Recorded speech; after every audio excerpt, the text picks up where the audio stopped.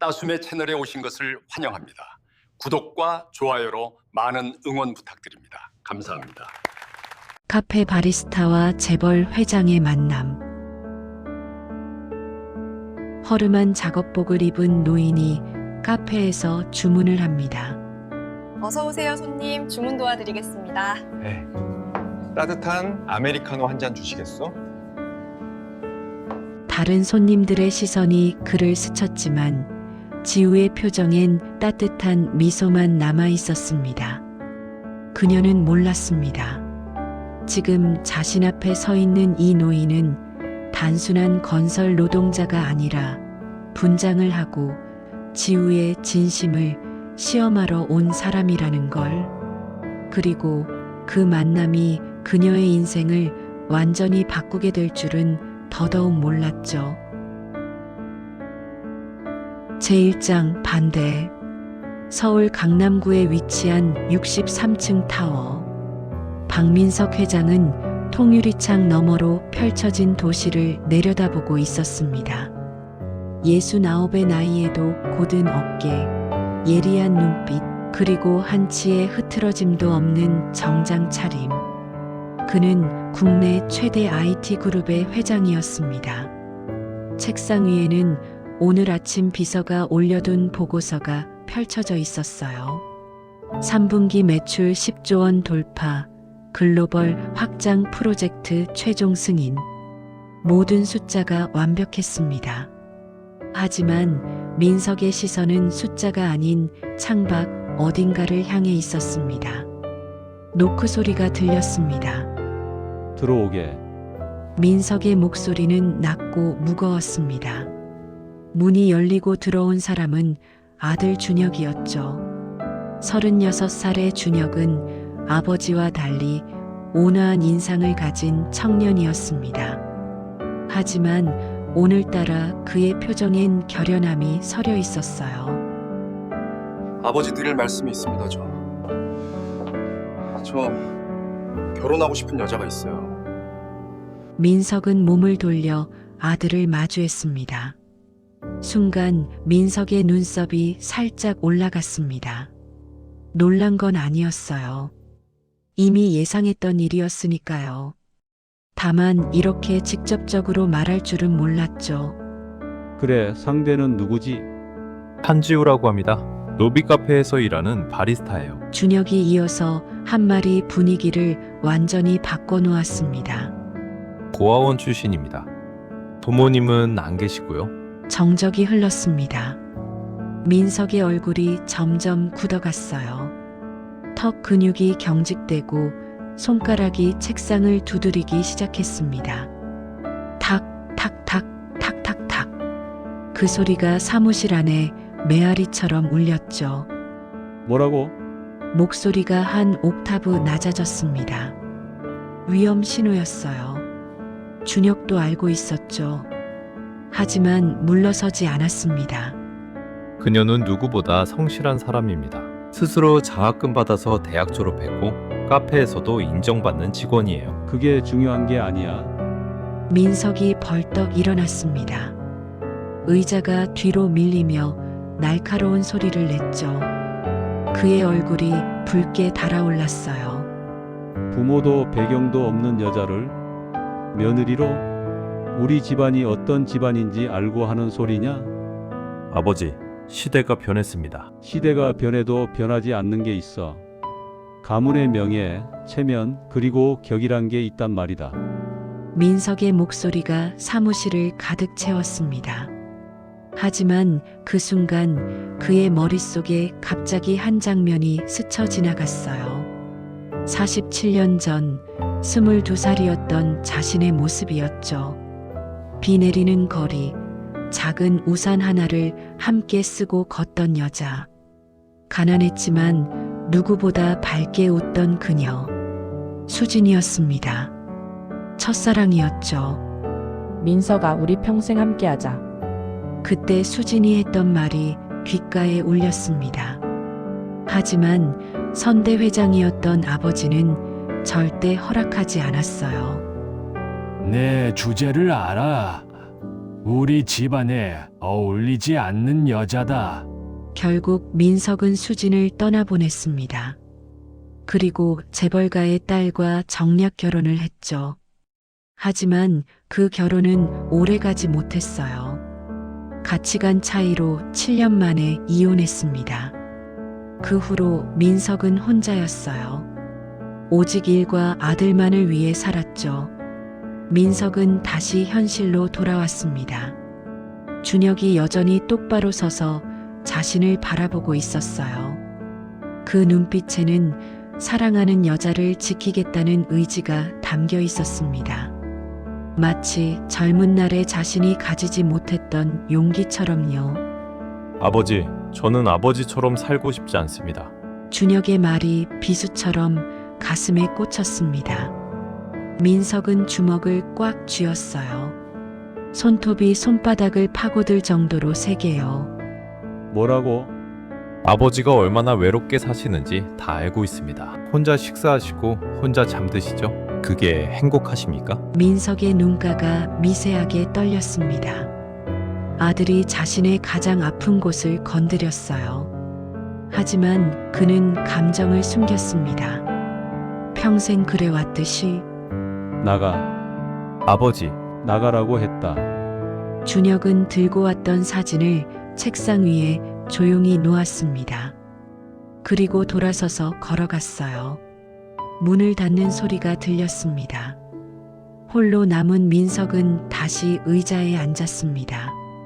사진을 집어들었어요.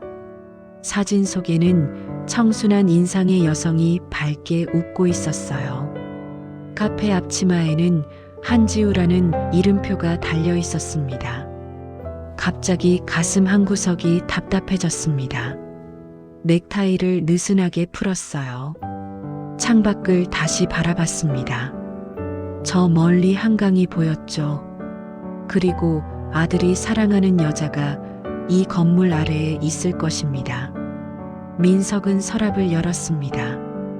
가장 안쪽 아무도 모르는 비밀칸에서 낡은 사진 한 장을 꺼냈어요. 빛바랜 흑백 사진 속에는 젊은 날의 자신과 수진이 웃고 있었습니다. 그때는 행복했었죠. 가진 건 없었지만 서로가 있었으니까요. 수진아, 민석이 나지막이 중얼거렸습니다. 사진 속 수진의 얼굴을 손가락으로 어루만졌어요. 그녀는 여전히 22살의 모습으로 웃고 있었습니다. 미안해. 내가 너무 겁쟁이였어. 그때 전화가 울렸습니다. 비서였어요. 회장님, 오후 3시 이사에 준비되었습니다. 알았네. 민석은 사진을 다시 서랍에 넣었습니다. 그리고 일어섰습니다. 다시 완벽한 회장의 모습으로. 하지만 마음 한구석에서는 작은 목소리가 울리고 있었습니다. 이번엔 실수하지 않겠다. 아들에게 내가 겪은 아픔을 물려주지 않겠다. 하지만 정말 그 여자가 우리 집안에 어울리는 사람일까? 고아원 출신이라니. 부모도 없고 배경도 없고. 민석은 고개를 저었습니다. 아니, 이건 아들을 위한 일이었어요. 체면과 명예를 지키는 것. 그게 진짜 사랑이라고 그는 스스로에게 말했습니다. 문을 열고 나가는 그의 뒷모습은 여전히 꿋꿋했습니다. 하지만 그림자는 왠지 외로워 보였어요. 마치 47년 전 사랑을 잃고 돌아서던 그날처럼. 이사회실로 향하는 복도를 걸으며 민석은 결심했습니다. 그래, 내가 직접 만나봐야겠어. 그 여자가 정말 준혁이에게 어울리는 사람인지 내 눈으로 확인해야겠다. 하지만 그 결심 속에는 또 다른 감정도 숨어 있었습니다. 혹시나 하는 기대였죠. 만약, 정말 만약 그 여자가 수진처럼 선한 사람이라면, 가난해도 따뜻한 마음을 가진 사람이라면, 민석은 다시 고개를 저었습니다. 아니야. 그런 사람은 이제 없어. 세상이 변했으니까. 하지만 정말 그럴까요? 민석의 마음속 깊은 곳에서는 알고 있었습니다. 자신이 두려워하는 건 체면이 아니라 다시 한번 사랑을 잃을지도 모른다는 두려움이라는 걸. 그리고 이번엔 아들의 사랑까지 잃을지도 모른다는 두려움이라는 걸 말입니다. 제2장 첫 번째 시험. 일주일이 지났습니다. 민석은 여전히 아들과 말을 하지 않고 있었어요. 지우의 사진은 서랍 깊숙이 넣어둔 채였죠. 하지만 마음은 계속 그곳을 맴돌고 있었습니다. 2025년 4월 7일 월요일 오후 3시. 하늘이 갑자기 어두워지더니 소나기가 쏟아지기 시작했습니다.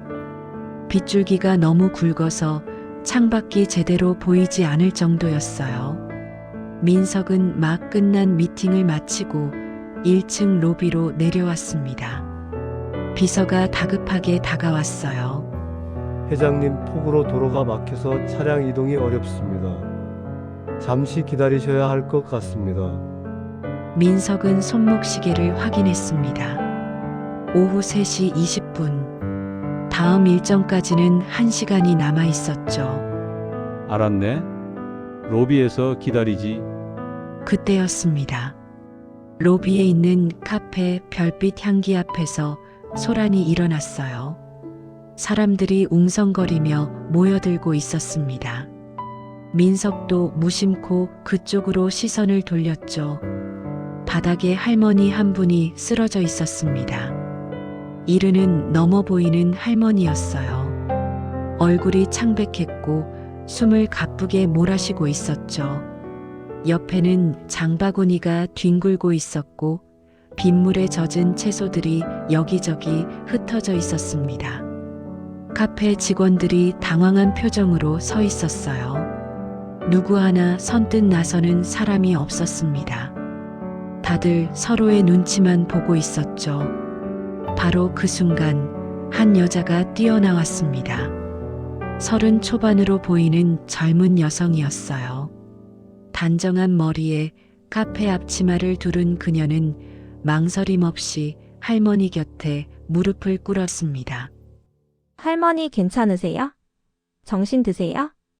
여직원은 재빨리 할머니의 맥박을 확인했습니다. 그리고 주변을 둘러보며 큰 소리로 말했어요. 매니저님 119 전화 부탁드립니다.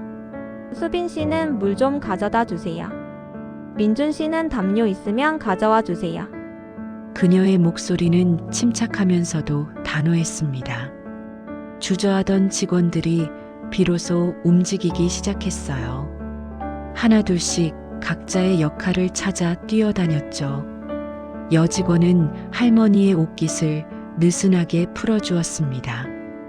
그리고 자신의 앞치마로 할머니의 이마에 맺힌 빗물을 닦아주었어요.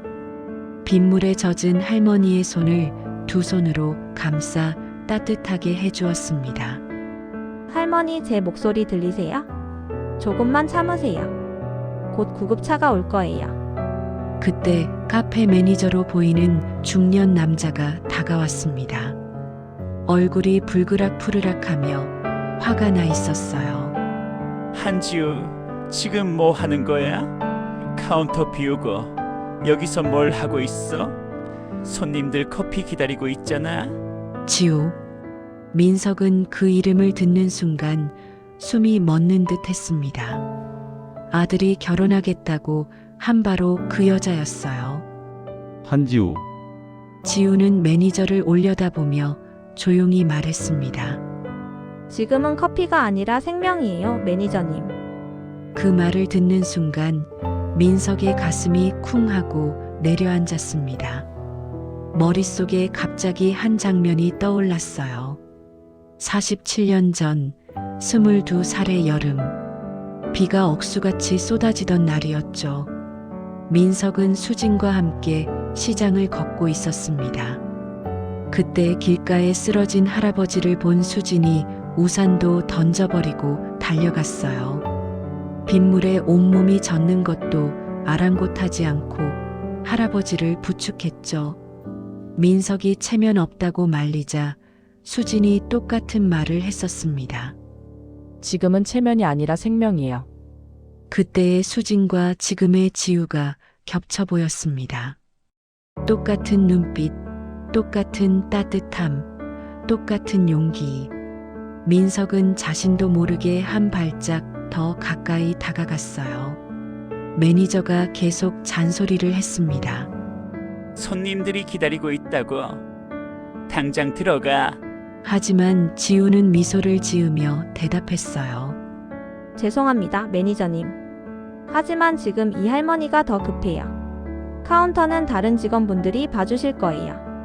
그녀는 다시 할머니에게 시선을 돌렸습니다. 할머니의 호흡이 조금씩 안정되고 있었어요. 지우는 계속해서 할머니의 손을 잡고 말을 걸었습니다.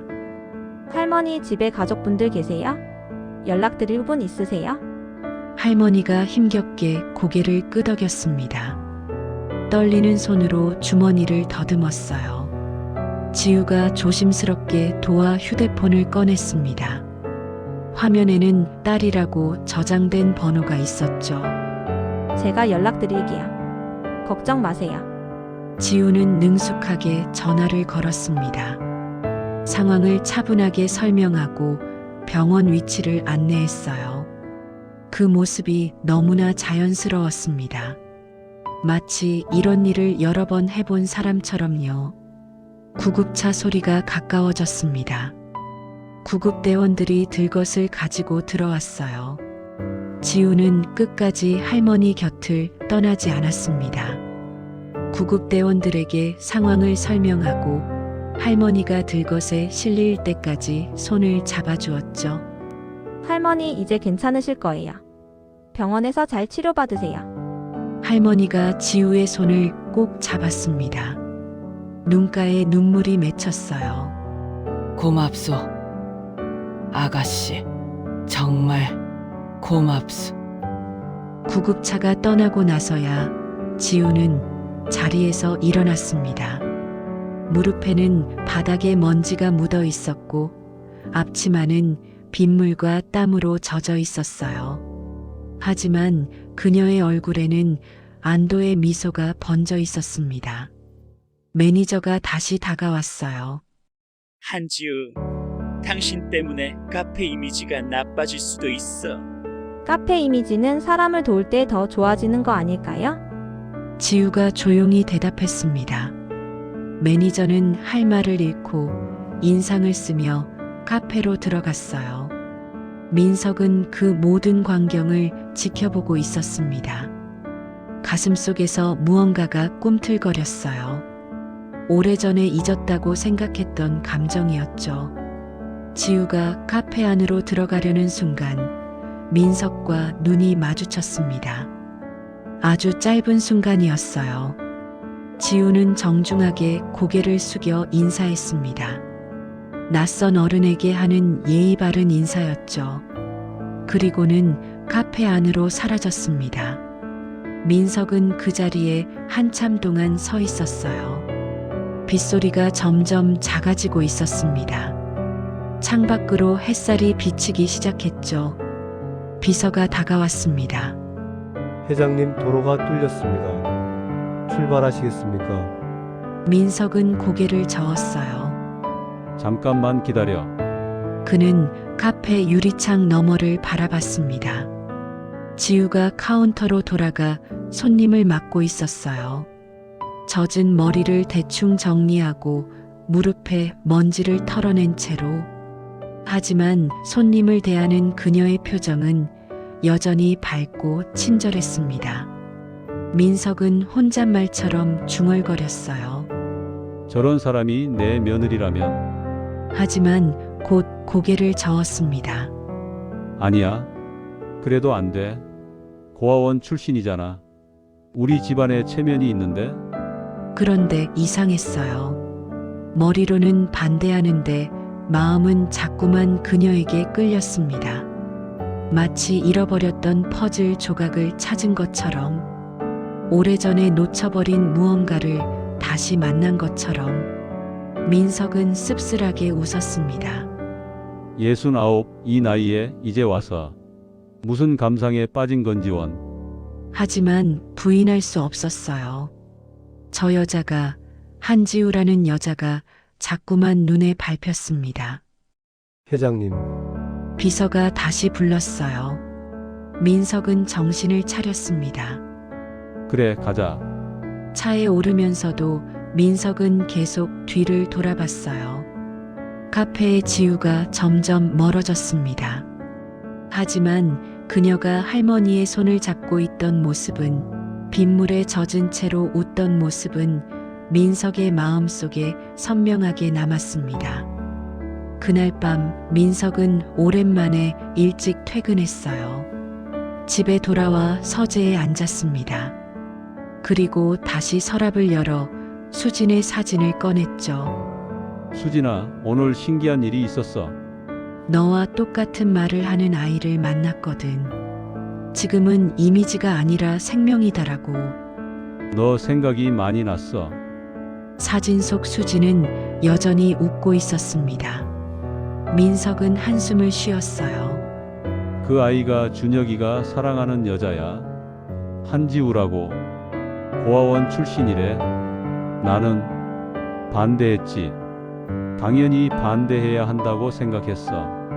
민석은 혼잣말을 멈췄습니다. 하지만 뭐라고 해야 할까? 하지만 그녀를 보니 내가 생각났다고. 하지만 그녀가 너처럼 따뜻한 사람 같다고. 아니었어요. 그건 너무 위험한 생각이었습니다. 감정에 휩쓸려서는 안 됐죠. 이성적으로 냉정하게 판단해야 했습니다. 민석은 결심했어요. 좋아. 내가 직접 확인해 보겠어.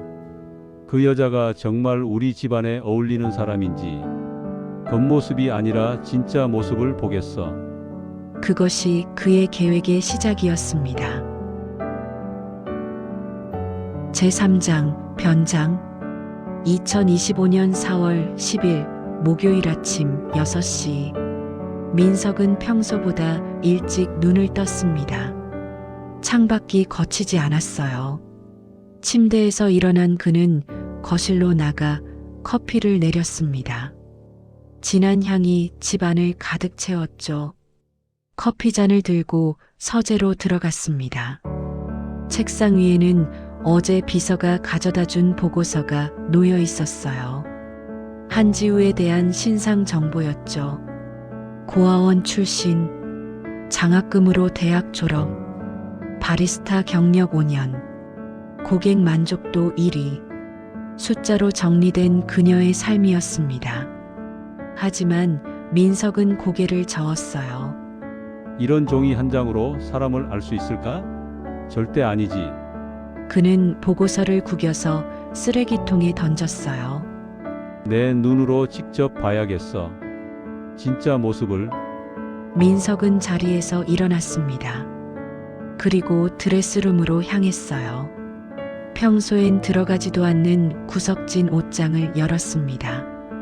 그 안에는 오래된 옷들이 걸려 있었죠. 젊은 시절 IT 벤처를 막 시작했을 때 입었던 옷들이었습니다. 낡은 작업복 하나를 꺼냈어요.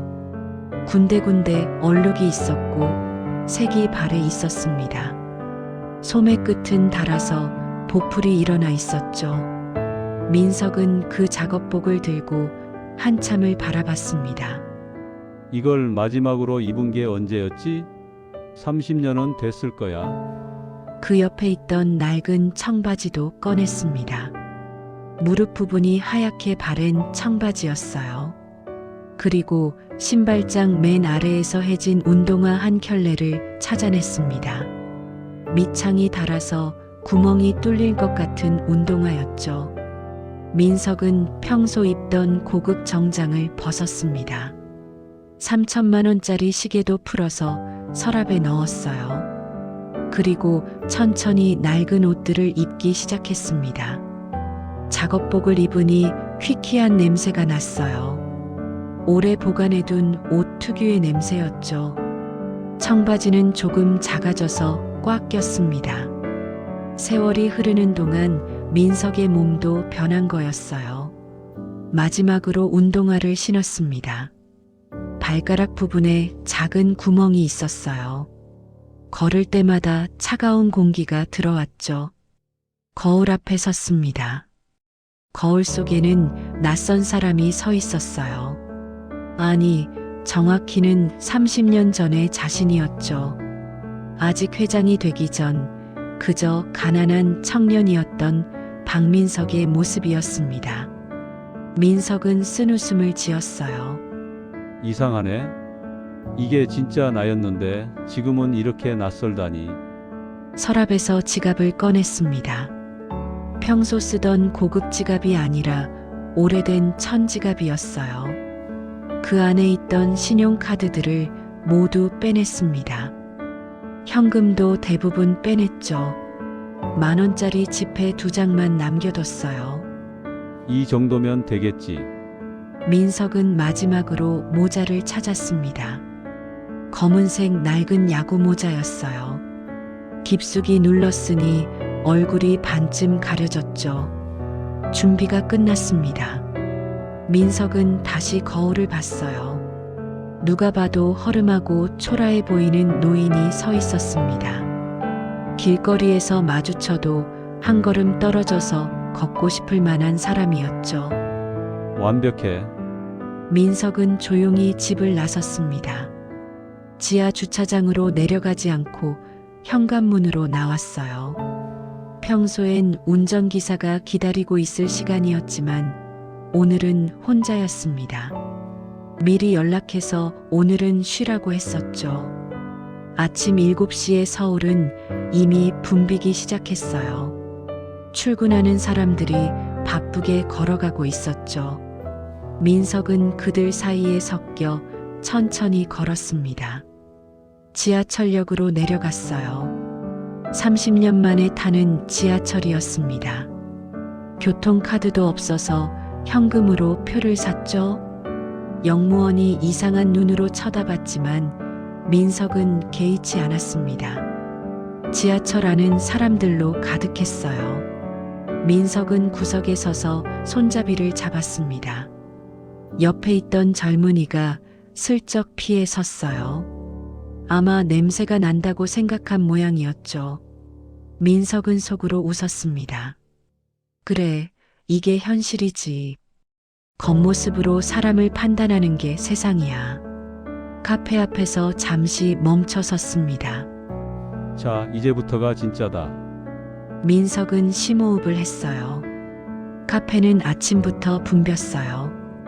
대학생들이 과제를 하고 직장인들이 급하게 커피를 테이크아웃하고 있었죠.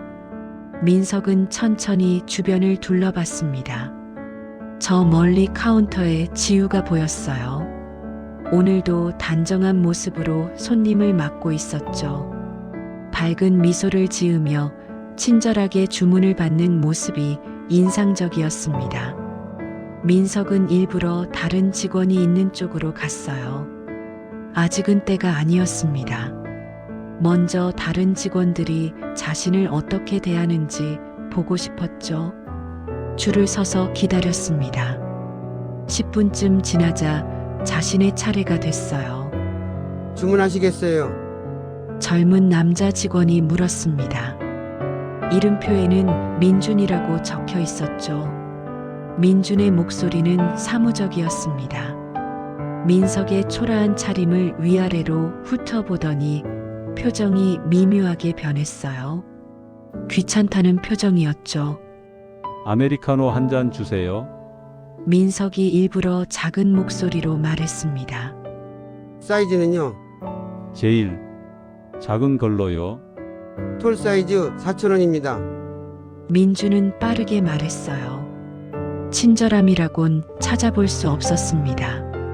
민석이 주머니를 뒤적였습니다. 일부러 천천히 어설프게. 민준의 표정이 점점 짜증스러워졌어요. 손님, 빨리 좀 해주세요. 뒤에 사람들 기다려요. 죄송합니다. 잠깐만요. 민석이 겨우 10,000원짜리 지폐를 꺼냈습니다. 민주는 거스름 돈을 던지듯 건넸어요. 그리고 진동벨을 내밀었죠. 여기서 기다리세요. 진동 울리면 가져가시고요. 설명도 제대로 없었습니다. 인사도 없었죠. 민석은 구석 자리로 가서 앉았습니다. 주변을 살펴봤어요. 카페는 깨끗했고 분위기도 좋았습니다. 하지만 직원의 태도는 형편없었죠. 이게 현실이구나. 돈 없고 초라해 보이는 노인에게는 이런 대접을 하는 게 세상이야. 진동벨이 울렸습니다. 민석은 천천히 일어나 카운터로 갔어요. 민준이 커피를 내밀었습니다. 아메리카노요. 그뿐이었어요. 눈도 마주치지 않았습니다. 민석은 커피를 받아들고 다시 자리로 돌아왔습니다. 쓴맛이 강한 커피였어요. 하지만 민석은 천천히 마셨습니다. 지우를 관찰하면서요. 지우는 계속 바빴습니다.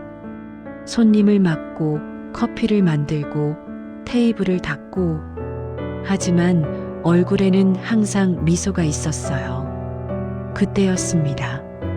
한 대학생이 커피를 쏟았어요. 바닥에 커피가 쏟아지며 여기저기 튀었죠. 아, 죄송합니다. 대학생이 당황해서 냅킨을 꺼냈습니다. 하지만 쏟아진 양이 너무 많았어요. 민준이 인상을 쓰며 다가왔습니다. 에휴, 제대로 좀 잡고 다니시지. 이거 다 닦아야 하잖아요. 짜증 섞인 목소리였어요. 대학생의 얼굴이 붉어졌습니다. 바로 그때 지우가 걸어왔습니다. 괜찮아요. 누구나 실수할 수 있죠. 지우는 밝게 웃으며 말했습니다. 그리고 재빨리 청소 도구를 가져왔어요. 무릎을 꿇고 바닥을 닦기 시작했죠. 다치신 데는 없으세요? 지우가 대학생에게 물었습니다. 네, 괜찮아요. 정말 죄송해요. 아니에요. 저희가 조심했어야죠. 잠깐만 기다리세요. 새 커피 만들어 드릴게요. 아니에요, 괜찮습니다. 제가 다시 사겠습니다. 아니에요. 저희가 드릴게요. 뭐 드시는 거였어요? 지우는 끝까지 친절했습니다. 대학생의 눈가가 촉촉해졌어요. 감동한 거였죠. 민석은 그 모습을 지켜보며 고개를 끄덕였습니다. 똑같구나. 할머니를 도왔을 때랑 똑같아. 진심이었던 거야. 바닥 청소를 끝낸 지우가 일어났습니다. 그리고 카운터로 가서 새 커피를 만들기 시작했어요. 민석은 커피를 다 마시고 자리에서 일어났습니다. 카운터로 천천히 걸어갔어요. 지우가 서 있는 곳으로요. 이제 진짜 시험이 시작되는 순간이었습니다. 제4장 두 번째 시험. 민석은 구부정한 자세로 지우가 있는 카운터 앞에 섰습니다. 지우가 고개를 들어 그를 바라봤어요. 그 순간 민석은 숨이 멎는 것 같았습니다. 지우의 눈빛에는 민준과는 전혀 다른 무언가가 있었어요. 따뜻함이었죠. 어서 오세요. 주문하시겠습니까? 지우의 목소리는 부드러웠습니다. 초라한 차림의 노인을 보고도 표정 하나 변하지 않았어요. 오히려 더 정중하게 대하는 것 같았습니다. 저 와이파이 비밀번호를 알고 싶은데요. 민석이 일부러 떨리는 목소리로 말했습니다. 네, 알려드릴게요. 혹시 스마트폰 쓰세요? 지우가 물었습니다. 민석은 주머니를 뒤적거렸어요. 일부러 준비해온 오래된 스마트폰을 꺼냈죠. 구형 기종이었습니다. 네, 있는데 잘 모르겠어요. 제가 도와드릴게요. 잠깐만 기다리세요. 지우는 카운터 밖으로 나왔습니다. 그리고 민석 옆으로 와서 말했어요. 여기 앉으시면 제가 설정해 드릴게요. 지우는 민석을 가까운 테이블로 안내했습니다. 그리고 옆에 앉았어요. 휴대폰 좀 빌려주시겠어요? 민석이 휴대폰을 건넸습니다. 지우는 능숙하게 와이파이 설정을 시작했어요. 어르신 손자분이나 손녀분께 연락하실 일이 많으세요? 아, 네. 가끔. 그럼 이것도 좀 바꿔드릴게요. 지우는 글자 크기를 크게 했습니다. 화면 밝기도 조정했어요. 그리고 자주 쓰는 앱들을 홈 화면에 크게 배치했죠. 여기 보세요. 이제 글자가 훨씬 잘 보이시죠? 그러네요. 고맙습니다. 그리고요. 지우는 메모장을 하나 만들었습니다. 여기에 중요한 전화번호 적어두시면 돼요. 이렇게 크게 보이니까 찾기 편하실 거예요. 아이고, 고맙습니다. 정말 고맙네요. 민석은 진심으로 감동했습니다. 연기가 아니었어요. 아니에요. 당연한 거예요. 지우가 환하게 웃었습니다. 그때 매니저가 소리쳤습니다. 한지우, 뭐 하는 거야? 손님들 밀려있다고. 지우의 표정이 잠깐 굳었습니다. 하지만 곧 미소를 되찾았어요. 네, 곧 가겠습니다. 그리고 다시 민석을 향해 말했습니다. 어르신, 이제 다 됐어요. 다음에 오셔도 자동으로 와이파이 연결될 거예요. 고맙습니다, 아가씨. 별 말씀을요. 편하게 이용하세요. 지우는 자리에서 일어나 카운터로 돌아갔습니다. 매니저한테 혼나는 게 뻔했지만 그녀의 발걸음은 가벼웠어요. 민석은 휴대폰을 들여다봤습니다.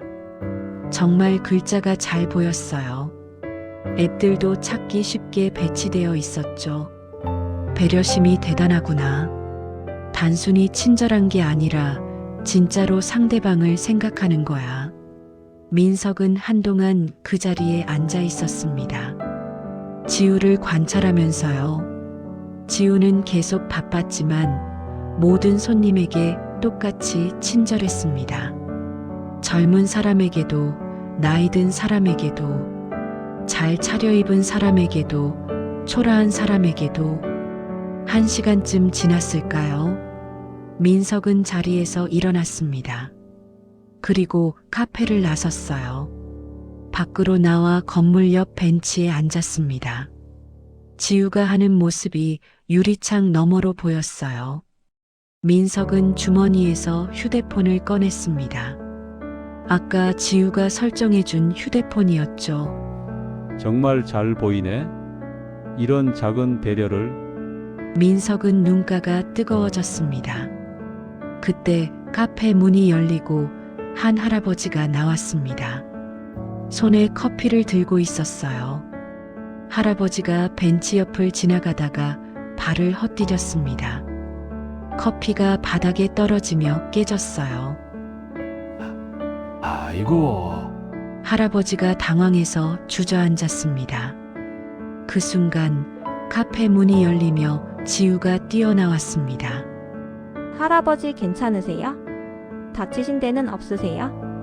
지우는 할아버지를 부축했습니다. 그리고 주변을 살폈어요. 잠깐만 기다리세요. 제가 치울게요. 지우는 카페 안으로 들어가 청소 도구를 가져왔습니다. 그리고 깨진 컵과 쏟아진 커피를 치웠어요. 할아버지 다시 드릴게요. 들어오세요. 아니야, 괜찮아. 내가 조심했어야지. 아니에요. 저희가 뜨겁지 않게 해드렸어야 했어요. 들어오세요. 지우는 할아버지를 카페 안으로 모셨습니다. 민석은 그 모습을 보며 미소 지었습니다. 역시 진심이었어. 할머니를 도왔을 때도, 대학생을 대했을 때도, 나한테도 모두 진심이었던 거야. 민석은 자리에서 일어났습니다. 오늘은 이 정도면 충분했어요. 집으로 돌아가는 지하철 안에서 민석은 계속 생각했습니다. 한지우, 그 여자는 특별한 사람이야. 돈도 배경도 없지만 마음이 있어. 진짜 따뜻한 마음이. 하지만 아직 확신할 수는 없었습니다.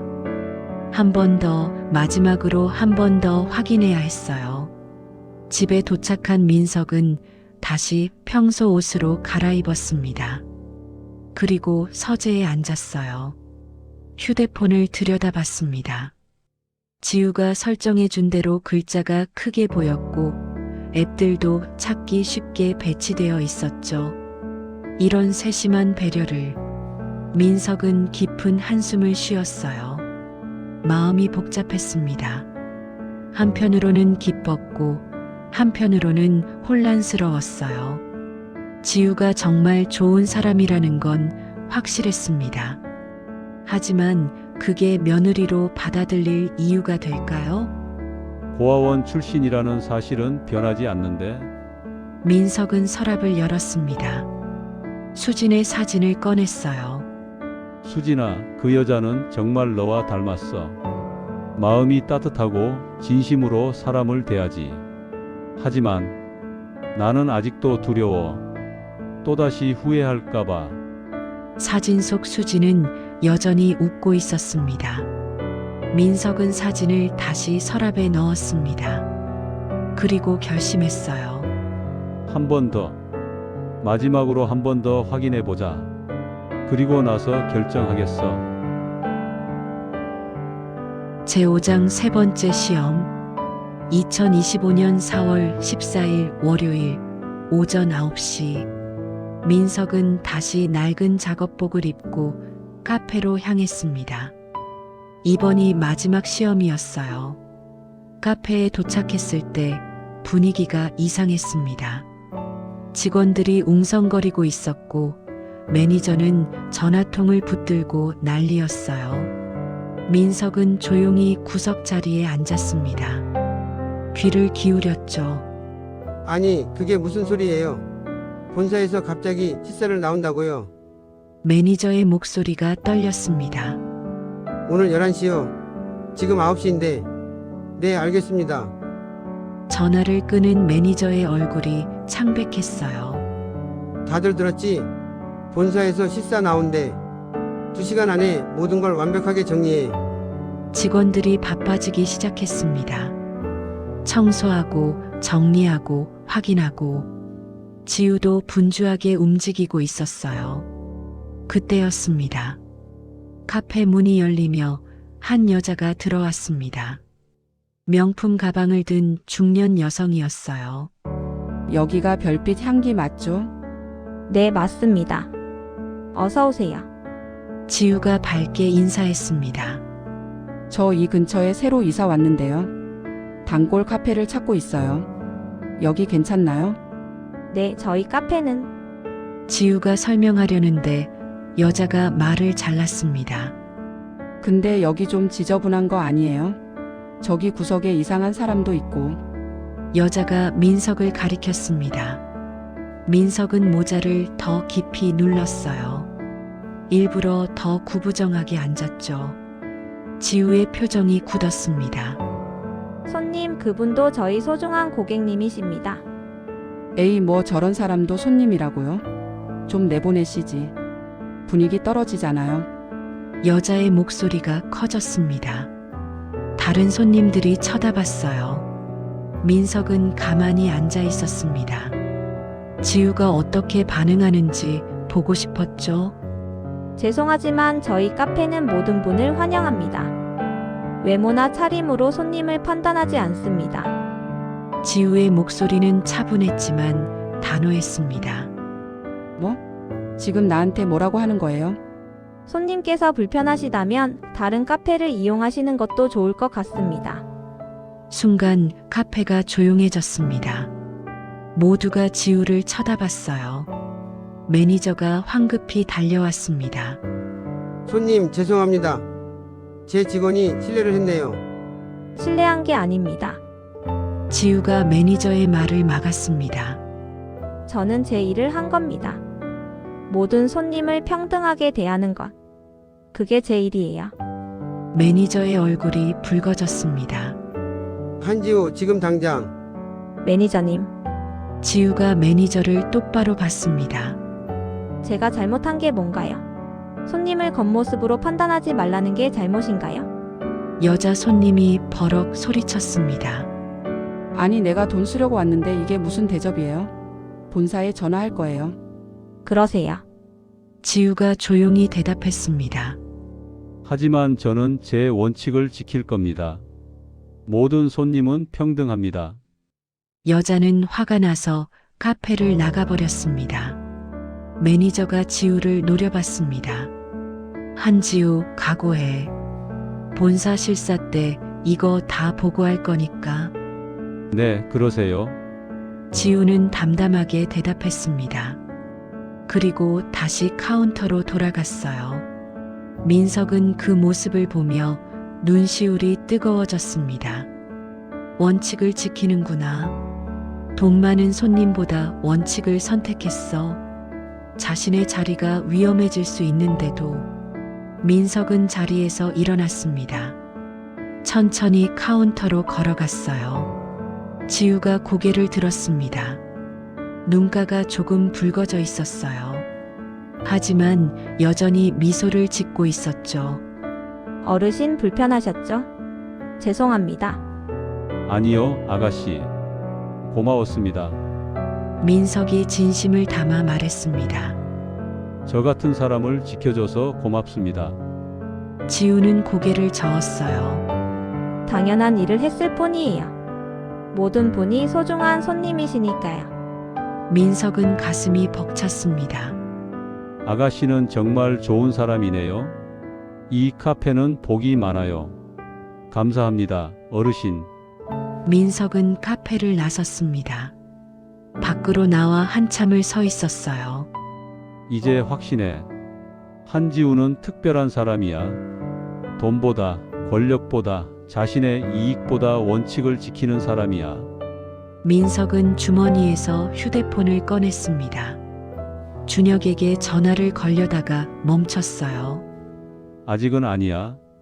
상견 내에서 모든 걸 밝히고 진심으로 사과해야 해.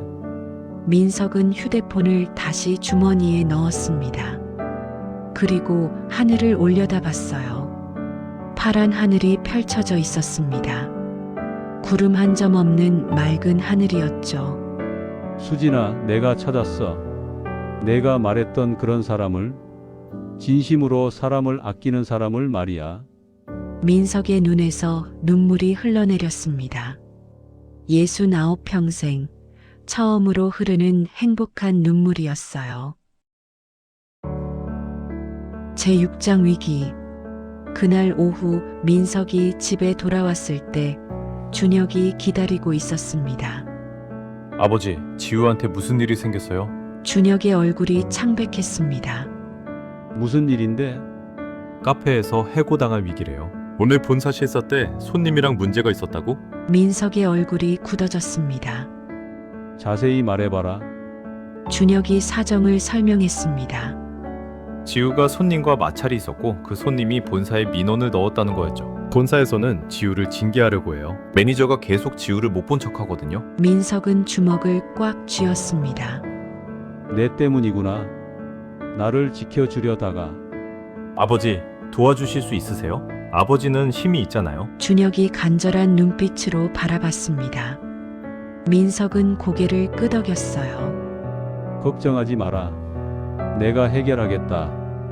다음 날 오전 10시 민석은 정장을 차려입고 별빛 향기 카페로 향했습니다.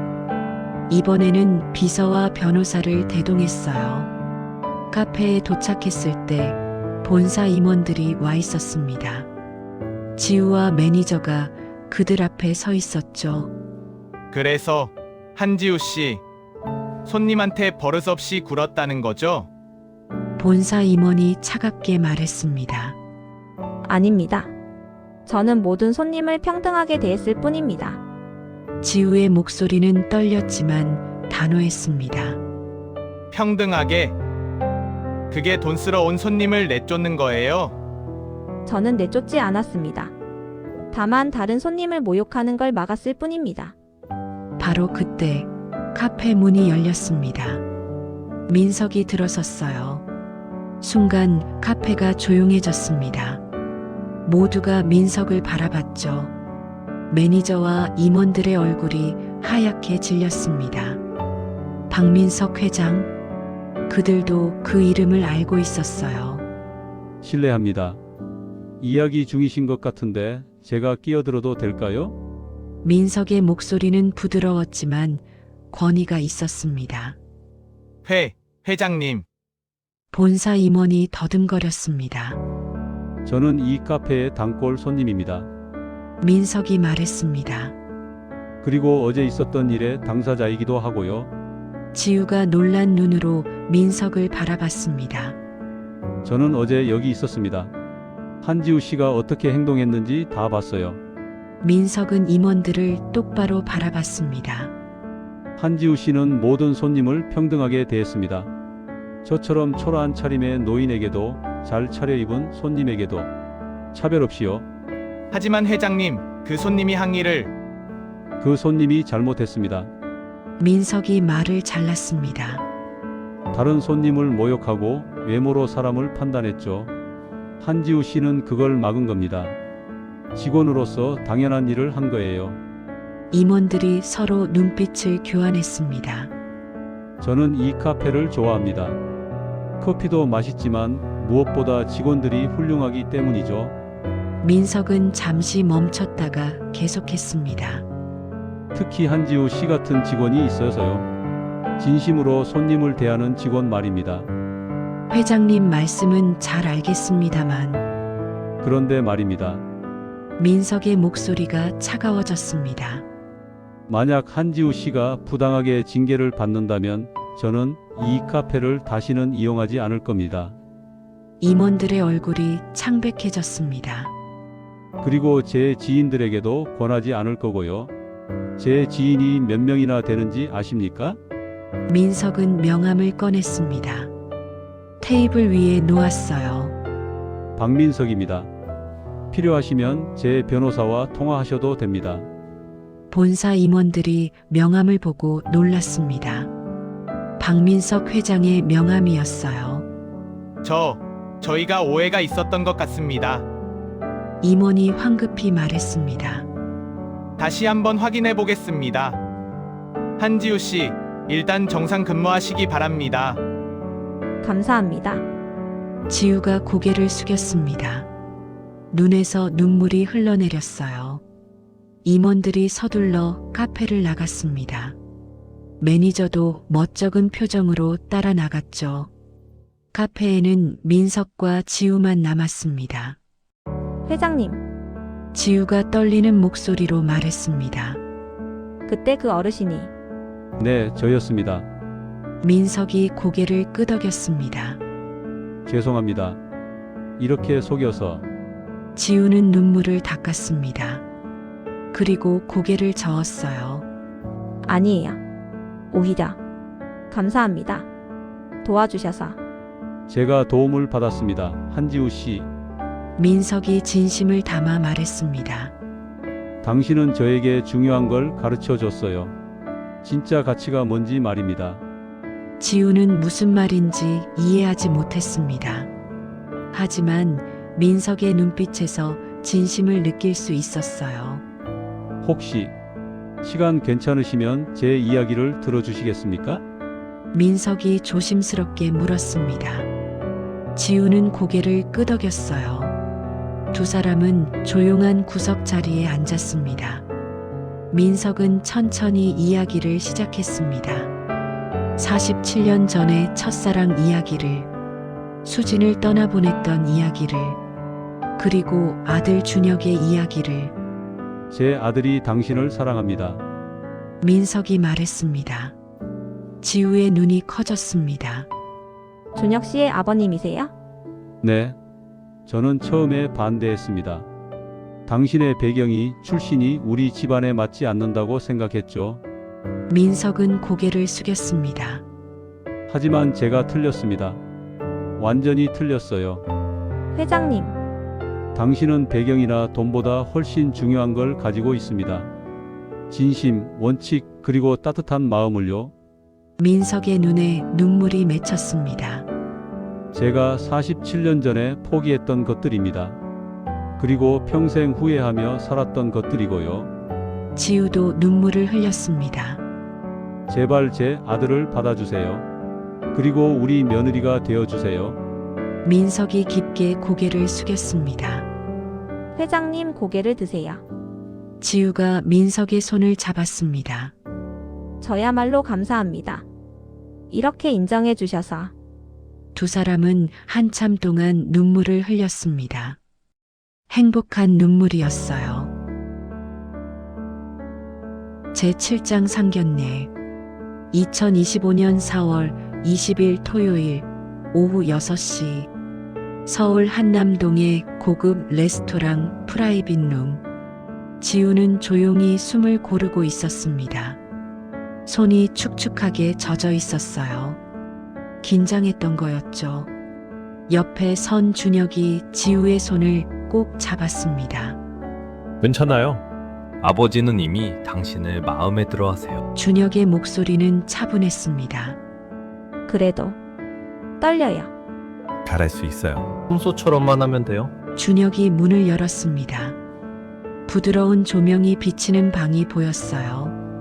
넓은 테이블 하나가 놓여 있었고 그 뒤쪽에 민석이 서 있었습니다. 민석이 천천히 돌아섰습니다. 네이비 정장을 입은 그의 모습은 위험이 있었지만 눈빛은 따뜻했어요. 어서 오세요. 민석이 먼저 인사했습니다. 그리고 지우를 향해 미소 지었죠. 뵙게 되어 반갑습니다. 지우 씨. 안녕하세요, 회장님. 지우가 정중하게 인사했습니다. 회장님이라고 부르지 마세요. 이제는 민석이 잠시 멈췄습니다. 눈가가 촉촉해졌어요. 아버지라고 불러주세요. 지우의 눈에서 눈물이 흘러내렸습니다. 아버님. 민석이 지우에게 걸어왔습니다. 그리고 그녀의 손을 잡았어요. 고맙습니다. 우리 집안에 와줘서. 감사합니다, 아버님. 받아주셔서. 민석은 지우를 꼭 안았습니다. 따뜻한 포옹이었어요. 준혁은 그 모습을 보며 조용히 미소 지었습니다. 눈물이 흘렀지만 행복한 눈물이었어요. 세 사람은 테이블에 앉았습니다. 지우 씨, 아니 지우야. 민석이 부드럽게 말했습니다. 나는 평생 잘못 살았어. 돈과 권력만 쫓으면서 정작 중요한 걸 다 놓쳤지. 민석은 창밖을 바라봤습니다. 첫사랑도 놓치고 행복도 놓치고 아들과의 시간도 놓쳤어. 아버지. 준혁이 조용히 불렀습니다. 하지만 너희를 보면서 깨달았어. 진짜 가치가 뭔지 말이야. 민석은 다시 지우를 바라봤습니다. 너는 아무것도 없지만 모든 걸 가지고 있구나. 진심, 원칙, 따뜻한 마음. 돈으로 살 수 없는 것들을. 아버님. 내가 47년 전에 포기했던 것들이야. 그리고 준혁이는 그걸 지키려고 하고. 민석의 눈에서 눈물이 흘러내렸습니다. 고맙다, 지우야. 우리 아들을 사랑해줘서. 그리고 이 고집 센 늙은이에게 중요한 걸 가르쳐줘서. 지우도 눈물을 흘렸습니다. 제가 더 감사합니다, 아버님. 저 같은 사람을 인정해 주셔서. 아니야. 내가 너를 인정한 게 아니라 너에게서 배운 거야. 민석은 준혁을 바라봤습니다. 준혁아, 너는 아버지보다 훨씬 용기 있는 사람이구나. 사랑을 지킬 줄 아는 사람이야. 아버지. 행복해라. 두 사람 다 행복해라. 세 사람은 서로를 안았습니다. 눈물을 흘리고 웃었죠. 창밖으로 봄바람이 불어왔습니다. 따뜻한 바람이었어요. 민석의 마음에도 드디어 봄이 찾아왔습니다. 에필로그 6개월 후 2025년 10월 15일 서울 시내의 아름다운 웨딩홀에서 준혁과 지우의 결혼식이 열렸습니다. 하객들로 가득 찬 홀. 아름다운 음악이 흐르고 꽃들이 만발했어요. 민석은 신부 대기실에 있었습니다.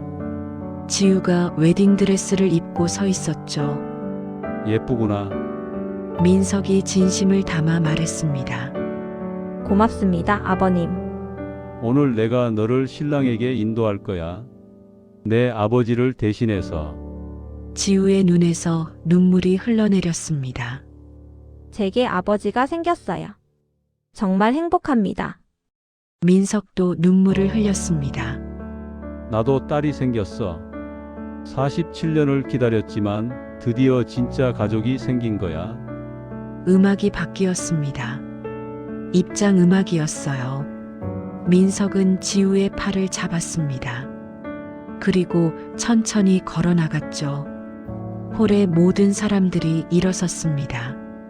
박수가 터져 나왔어요. 신랑 준혁이 제단 앞에 서 있었습니다. 눈물을 흘리며 웃고 있었죠. 민석은 지우를 준혁에게 인도했습니다. 잘 부탁한다, 아들아. 네 아버지, 평생 행복하게 해드리겠습니다. 민석은 두 사람을 바라보며 미소 지었습니다. 그 순간 민석은 느꼈습니다. 하늘에서 누군가 지켜보고 있다는 걸. 수진아, 보이니? 우리 아들이 행복해. 내가 바랐던 대로 진심으로 사랑하는 사람과 함께야. 민석의 마음속에서 수진이 웃고 있었습니다. 잘했어, 민석아. 이번엔 용기를 냈구나. 결혼식이 끝나고 피로연이 시작됐습니다. 민석은 지우의 동료들을 만났습니다. 카페 별빛 향기의 직원들이었죠. 회장님, 감사합니다. 지우를 지켜주셔서요. 매니저가 정중하게 인사했습니다. 그는 완전히 달라져 있었어요. 제가 감사하죠. 좋은 직원을 키워주셔서. 민석은 진심으로 말했습니다. 피로 연장 한쪽에서 민석은 혼자 서 있었습니다. 와인 잔을 들고 신혼부부를 바라보면서요.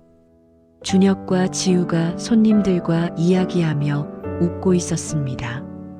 행복해 보였어요. 이게 진짜구나. 돈도 권력도 아니야. 사랑하는 사람과 함께하는 것. 그게 진짜 행복이지. 민석은 와인을 한 모금 마셨습니다. 그때 지우가 다가왔습니다. 아버님 혼자 계세요? 아, 괜찮아. 너 손님들 챙겨. 잠깐만요. 지우는 민석 옆에 섰습니다. 아버님께 드릴 게 있어요. 지우가 작은 상자를 꺼냈습니다. 이게 뭐니?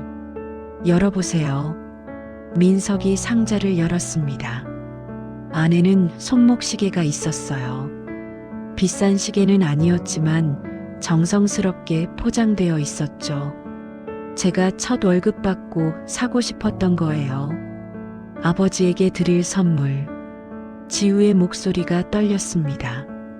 하지만 저는 아버지가 없었잖아요. 그래서 계속 아껴뒀어요.